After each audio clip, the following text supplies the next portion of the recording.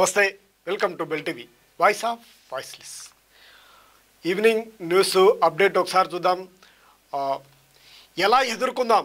ఇప్పుడు కేసీఆర్ తీవ్రమైనటువంటి సంక్షోభంలో ఉన్నట్టు కనిపిస్తూ ఉంది. అసెంబ్లీలో సమావేశాల్లో కాళేశ్వరానికి సంబంధించినటువంటి కమిషన్ని చర్చకు పెట్టే అవకాశాలు ఉండడంతో ఇప్పుడు కేసీఆర్ ఫామ్ హౌస్లో గత 2 రోజుల నుంచి చర్చలు చేస్తూ ఉన్నారు. హరీష్ రావుతో భేటీ అవుతూ కీలక నేతలతో చర్చిస్తూ ఉన్నారు. అసెంబ్లీలో ఏ విధంగా వెళ్ళాలి అనే దానిపైనే చర్చ చేస్తూ ఉన్నారు. కాళేశ్వరం నివేదికను సమర్పిస్తే ఎటువంటి సమాధానం చెప్పాలి ప్రభుత్వానికి అంటూ రేపు తెలంగాణ రేపటి నుంచి అసెంబ్లీ సమావేశాలు కానున్నాయి. ఈ సందర్భంగా కేసీఆర్ వ్యూహాత్మకంగా ముందుకు కదులుతూ ఉన్నారు. ఏ విధంగా ఎదుర్కోవాలనే అంశంపైనే ఆయన సుదీర్ఘమైనటువంటి చర్చలు చేస్తున్నట్టు కనిపిస్తూ ఉంది. బీఆర్ఎస్ అధినేత కేసీఆర్తో మాజీ ఎమ్మెల్యే మాజీ మంత్రి హరీష్ రావు ఎర్రబెల్లి ఫామ్ హౌస్లో సమావేశమయ్యారు. రేపటి నుంచి తెలంగాణ అసెంబ్లీ సమావేశాలు ప్రారంభం కానున్న నేపథ్యంలో వీరి భేటీ ప్రాధాన్యతను సంతరించుకుందని చెప్పవచ్చు. రాష్ట్ర ప్రభుత్వం సభలో కాళేశ్వరం కమిషన్ నివేదిక ప్రవేశపెడితే ఎలా ఎదుర్కోవాలనే అంశంపై ప్రధానంగా చర్చిస్తున్నట్లు పార్టీ వర్గాలు తెలుపుతూ ఉన్నాయి. ఈ చర్చల అనంతరం అసెంబ్లీలో అనుసరించాల్సినటువంటి వ్యూహంపై పార్టీ నేతలకు గులాబ్ బాస్ దిశానిర్దేశం చేయనున్నారు. నిన్న సాయంత్రం నుంచి హరీష్ రావు పూర్తిగా ఫామ్ హౌస్లో ఉన్నట్టు తెలుస్తూ ఉంది. ప్రస్తుతం జరుగుతున్నటువంటి చర్చల్లో పార్టీ సీనియర్ నేతలు పాల్గొనే అవకాశం కూడా ఉంది. ఇంకా సాయంత్రం వరకు కూడా జరిగే అవకాశం ఉంది. కేసీఆర్ ఈసారైనా వస్తారా?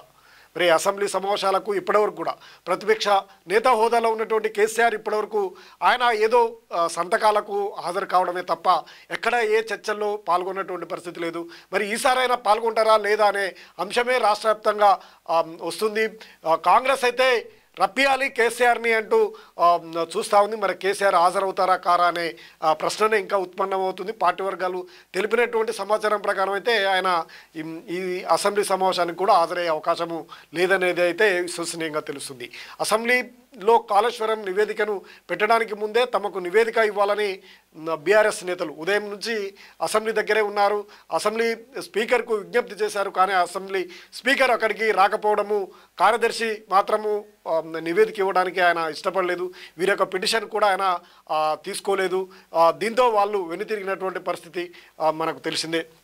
ఈ నేపథ్యంలో గురువారం సెక్రటరీని కలిశారు. అయితే ఈసారి కూడా అసెంబ్లీ సమావేశాలకు కేసీఆర్ ఎప్పట్లాగానే దూరంగా ఉండే అవకాశాలు ఉన్నాయి అనే చర్చ కూడా మరోవైపు సాగుతుంది. రాజకీయ వర్గాల్లో మాత్రం ఇది ఉత్కంఠతను రేపుతుందని చెప్పొచ్చు. కాళేశ్వరం నివేదికతోటే వెళ్ళాలి.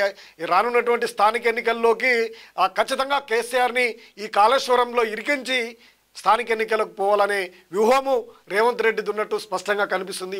ఈ పరిస్థితుల నేపథ్యంలో కాళేశ్వర కమిషన్ను దాదాపు ప్రవేశపెట్టే అవకాశం ఉంది. దీనిపైన చర్చ చేసి గత సాధారణ ఎన్నికల్లో కూడా కాళేశ్వరం మేడిగడ్డ కూలడంతో కాంగ్రెస్కు కలిసి వచ్చిందని చెప్పొచ్చు. అంశమే ఎన్నికలు మొత్తం కూడా ప్రచారాస్త్రంగా మారింది. ఇప్పుడు కాళేశ్వరం కమిషన్ ఇచ్చినటువంటి రిపోర్ట్ ఈ స్థానిక ఎన్నికల్లో తీసుకురావడానికి విశ్వ ప్రయత్నాలు రేవంత్ రెడ్డి చేస్తూ ఉన్నారు. ఇప్పటికే ప్రభుత్వంపై ఉన్నటువంటి వ్యతిరేకత, గ్రామీణ ప్రాంతాల్లో రైతులలో యూరియా కోత, రకరకాలమైనటువంటి విమర్శలు ఉన్నటువంటి నేపథ్యంలో వాటన్నిటిని ఎదుర్కోవాలంటే కాళేశ్వరం కమిషన్ని బయటికి తీసుకొచ్చి ప్రచారాస్త్రంతో ఎన్నికలకు వెళ్ళాలని రేవంత్ అయితే వ్యూహాత్మకంగా ఉన్నారు. దాన్ని ఏ విధంగా మరి కేసీఆర్ తిప్పికొట్టగలడా, ఆయన సైన్యం తిప్పి కొడుతుందా లేదా అనేది మనం వేచి చూద్దాం. ఇంకా